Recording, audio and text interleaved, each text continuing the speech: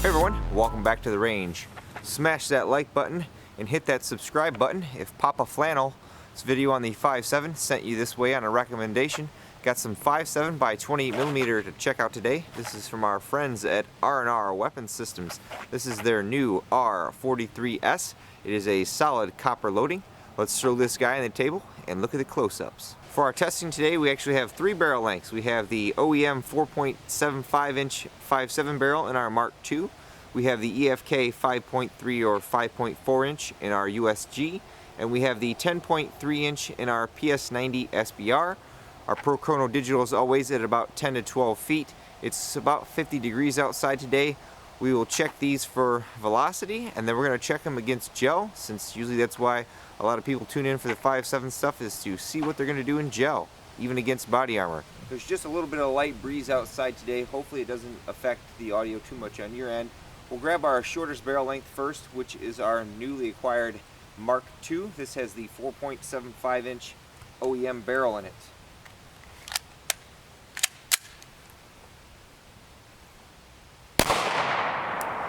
$17.66, $18.16, $18.11, $18.21, $18.11,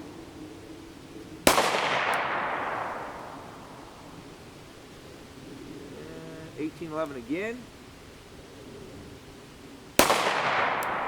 $18.16, $18.11. Oh, got a jam there. Hold on a second. Sorry about that.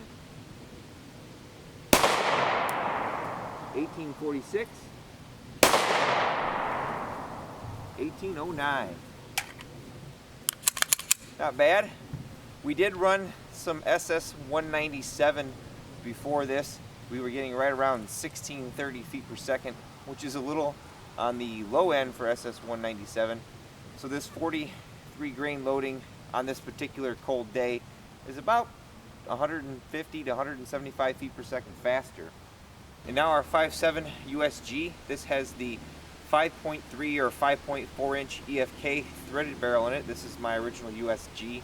We still have the Eden Perfection flat face trigger that we've been testing out in there. So far I'm liking this a lot better than the factory trigger.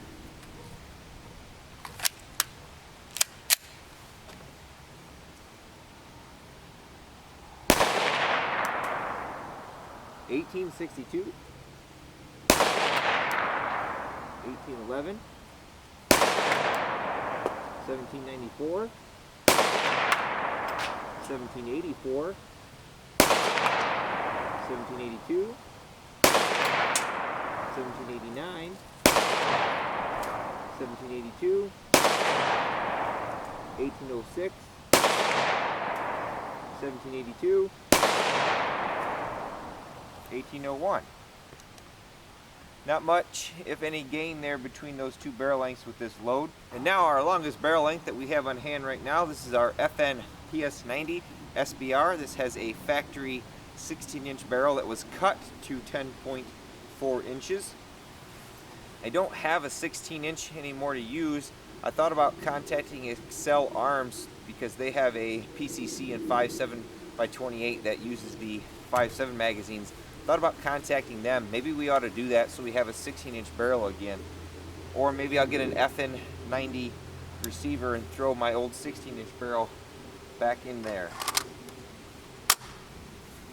We're still using our design machine T1 mount with our Primary Arms 1X Cyclops on there. I'm pretty much liking this optic a heck of a lot better than the original Black Ring sight on here. A lot better field of view.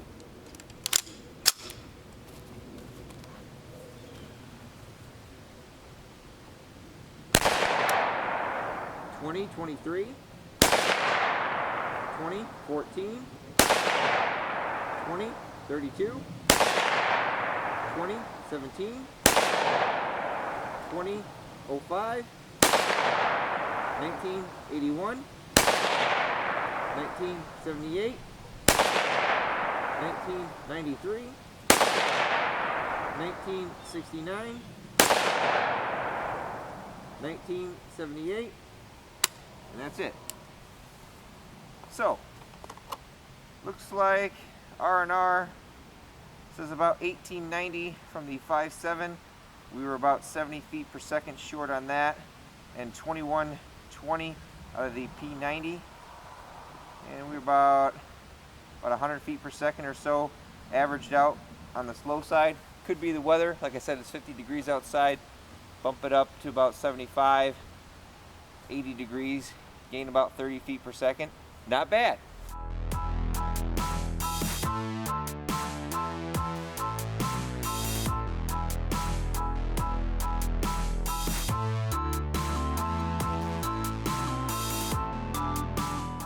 With any of my newer testing, I try to do a practical accuracy portion so that we know what we could expect, worst case or best case scenario out of accuracy.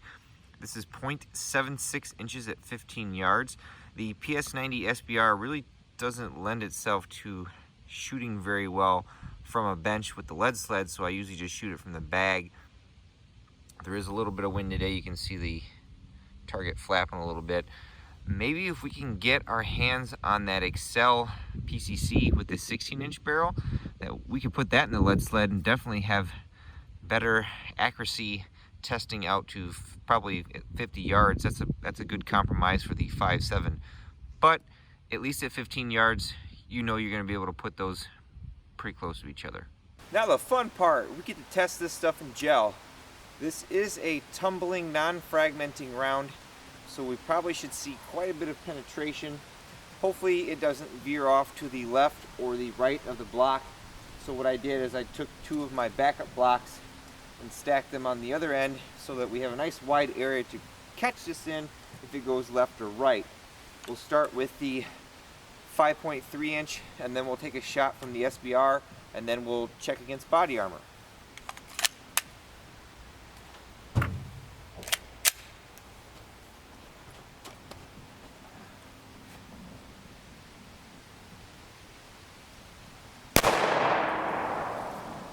Velocity 1839. Looks like we hit in the top 1 inch of the block. We'll go check out and see what we did.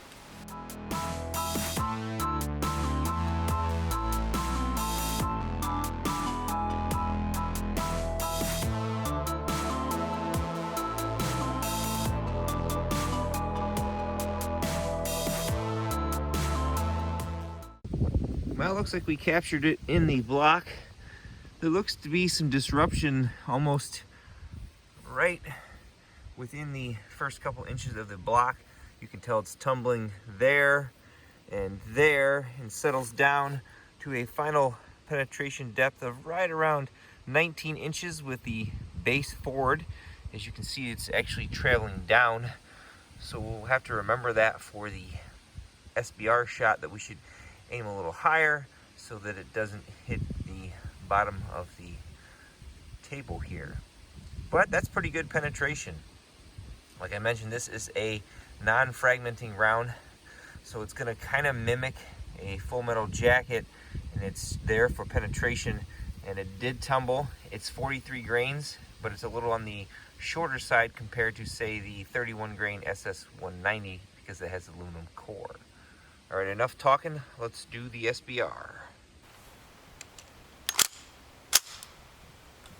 All right, now we have the Ps90 Sbr.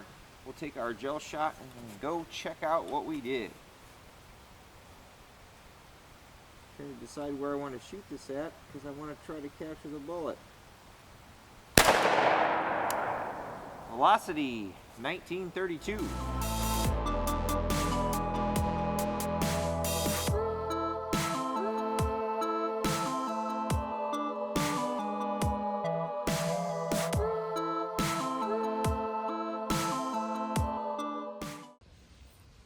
The bottom wound track is our Sbr. We have disruption right at the entrance of the block. There is our first tumble. and then it starts diving down. We hit the bottom of the table here, and we make it to right around 20 inches, well, 19.5 inches base forward.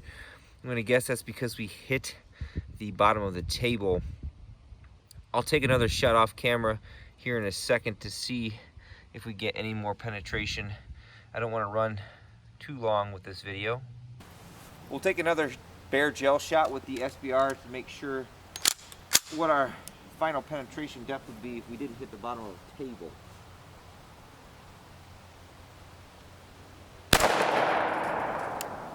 Velocity 2035.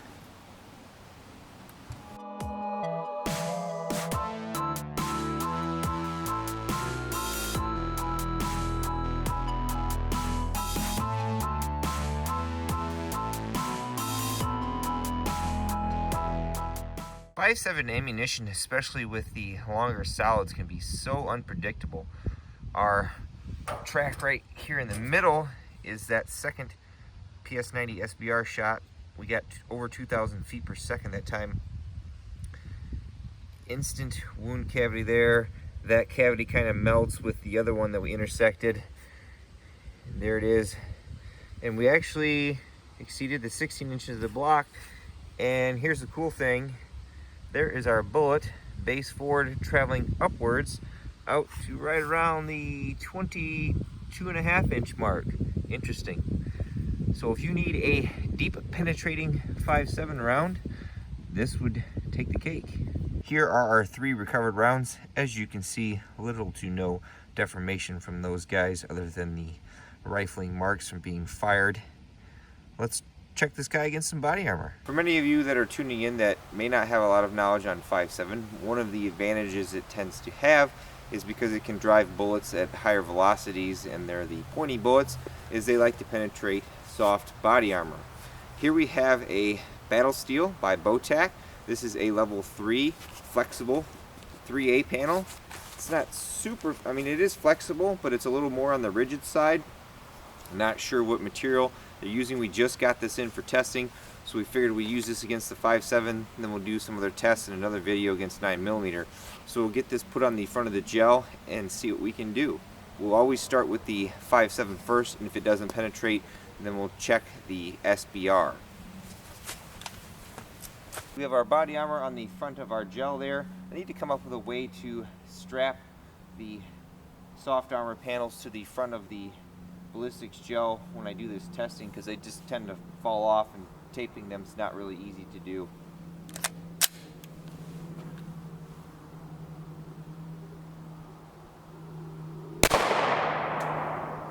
Velocity 1794.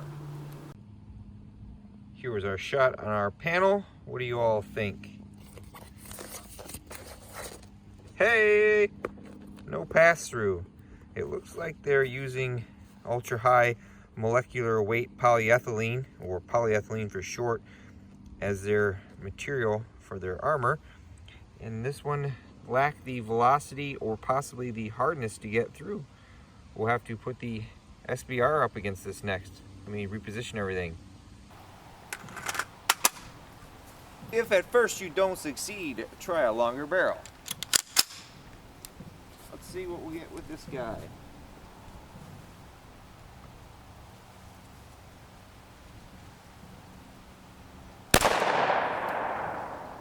Velocity 1996. Here was our second shot right here. We are 2 inches away from the previous shot. That is considered a fair hit. What do you guys think? Oh, no pass through. As you can see, this entire plate is made out of polyethylene. Quite a few layers there. It's still semi-flexible, so it seems like that particular copper load against polyethylene doesn't stand a chance. Now, against Kevlar and other woven material like Kevlar, you probably would get a penetration. Here are our 2 recovered rounds that we picked out of there. That was from the pistol and the SBR. Looks like that copper just flattened right over.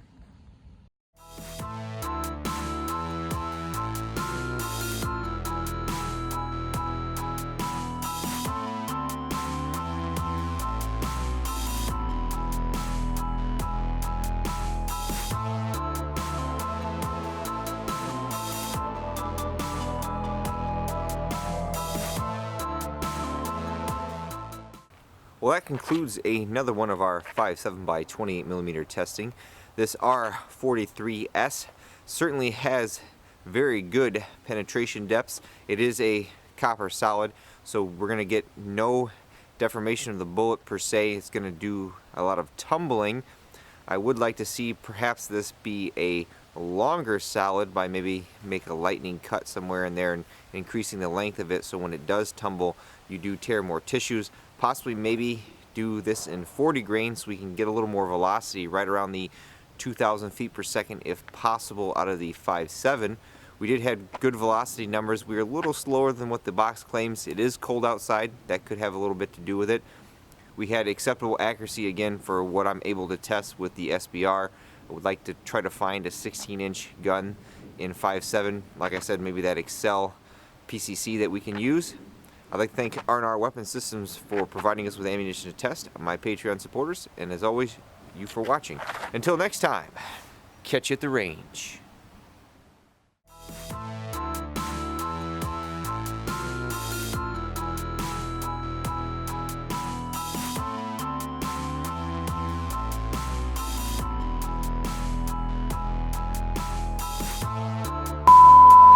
Hey everyone, welcome back to the range. Hit that subscribe button, smash that like button. If Papa Flana.